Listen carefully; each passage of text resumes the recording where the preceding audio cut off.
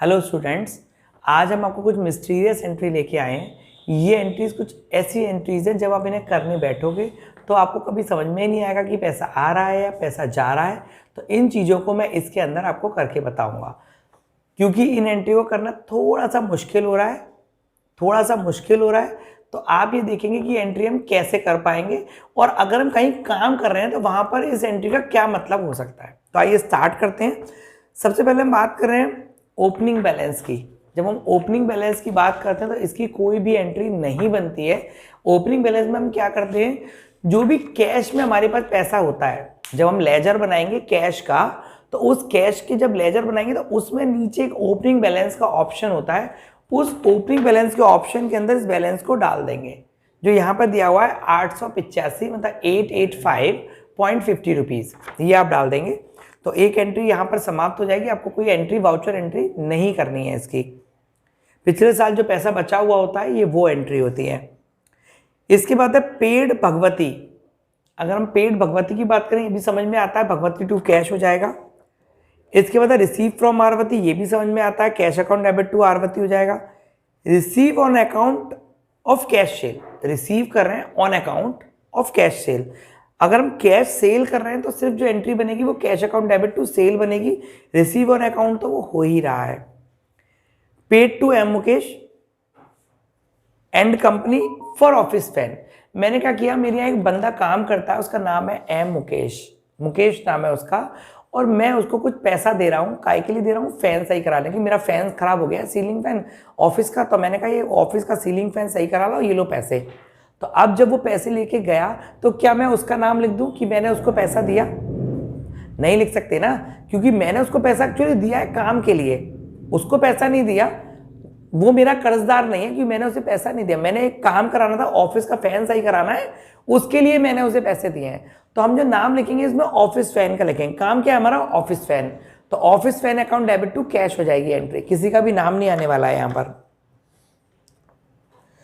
इसके बाद है रिसीव इंटरेस्ट। रिसीव इंटरेस्ट मतलब cash account debit to interest. तो कैश अकाउंट डेबिट हो जाएगा, टू में आएगा इंटरेस्ट जो कि रिसीव हो रहा है।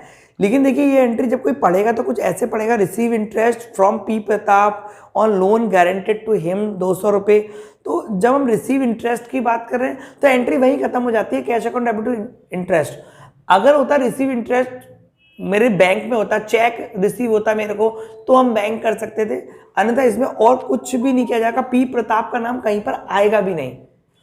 हमने किससे लोन लिया है ये इंपॉर्टेंट नहीं है, हमने क्या लिया है, लोन लिया है, हमारे लिए वो इंपॉर्टेंट है। इसके बाद है रेमिटेड टू शर्मा ब्रदर्स। अभी रेमिटेड क्या होता है? रेमिटेड क्या होता है? ऐसा खर्चा जो पहले से हम कर चुके हैं, एक ऐसा खर्चा जो हम पहले से कर चुके हैं उसे हम कहते हैं रेमिटेड। तो रेमिटेड अकाउंट डेबिट हो जाएगा, क्योंकि खर्चा कर चुके हैं तो पैसा दे चुके हैं, तो टू कैश हो जाएगा। तो इस प्रकार से ये एंट्री भी हमारी बन जाएगी। इसके बाद है receive commission from Kumar and company. हम रिसीव कमीशन कर रहे हैं कुमार से। क्या कुमार का नाम लिखना जरूरी है हमारे लिए? नहीं, किसी का भी नाम अकाउंट में लिखना जरूरी नहीं होता, ये हम नरेशन में लिख देंगे। हमारे जरूरी क्या है, हमारे पास कमीशन आया है, और क्या आया कमीशन? पैसा आया है, तो cash account debit to commission entry होगी हमारी। ऐसी हमारे पास एक और एंट्री है, paid advertisement to J Jamshed.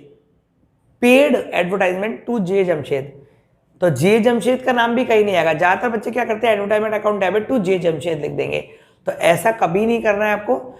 Advertisement account debit to cash. अगर हाँ उधार होता, ड्यू टू एडवर्टाइजमेंट लिखा होता जे जमशेद से, तब हम ऐसा उसका नाम को लिखते।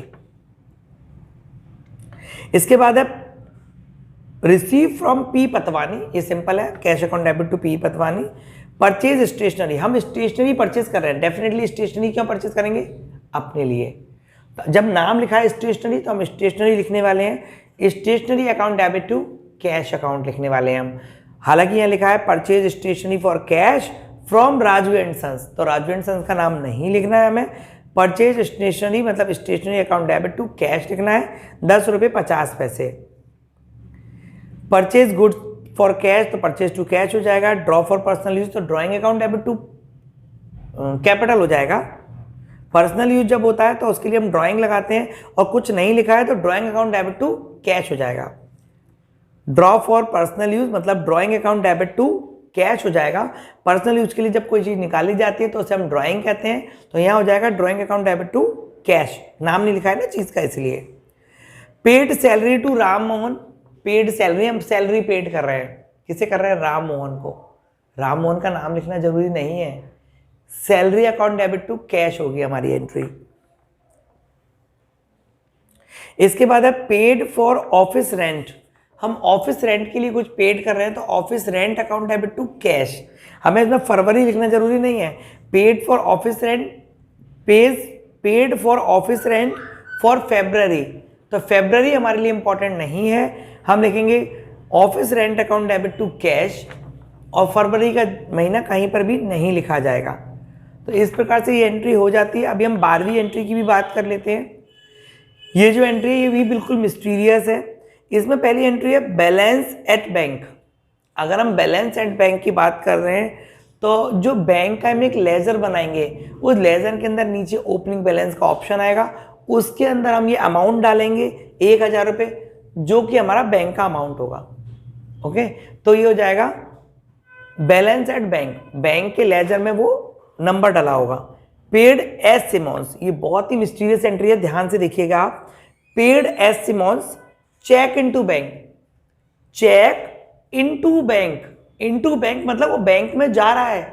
जब बैंक में जा रहा है तो कुछ एंट्री इस प्रकार से हो जाएगी, bank account debit to S Simmons, कुछ इस प्रकार से आपकी एंट्री हो जाएगी।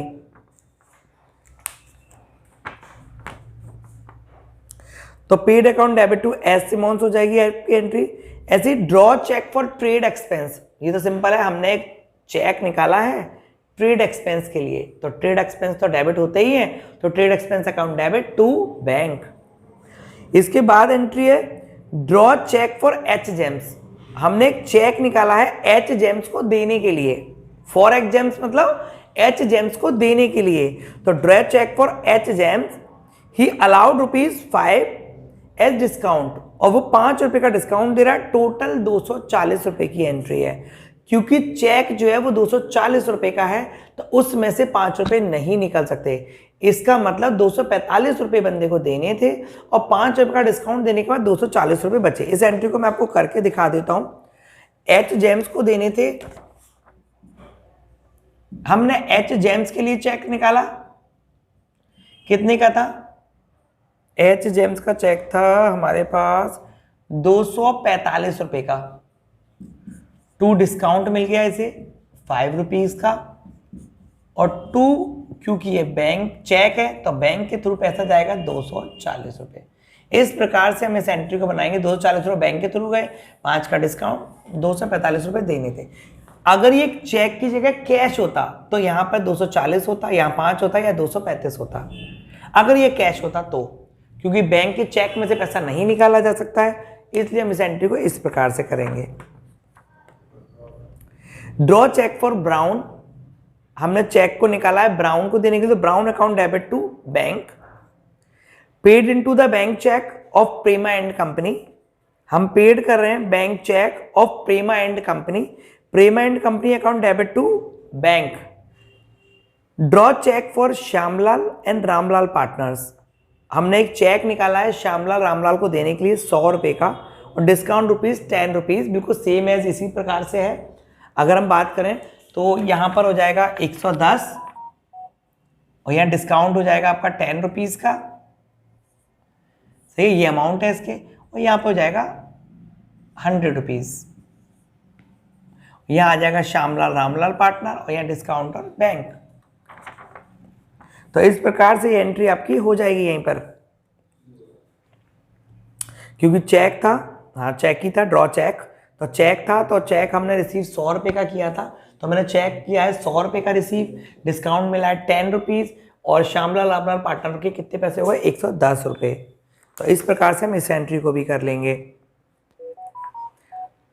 इसके बाद है पेड इनटू द बैंक, फिर पेड इनटू द बैंक पे आप कंसल्टेशन करिएगा। इनटू द बैंक मतलब बैंक में जा रहा है, तो bank account debit receive from F Z King, बहुत सिंपल है, to F Z King, bank account debit to F Z King. Draw cheque for private use, तो जब ड्रॉ चेक करते हैं प्राइवेट यूज या पर्सनल यूज के लिए तो ड्रॉइंग लिखते हैं, तो वही यहाँ पे होगा drawing account debit to bank, क्योंकि हम चेक ले रहे हैं अपने खर्चे के लिए।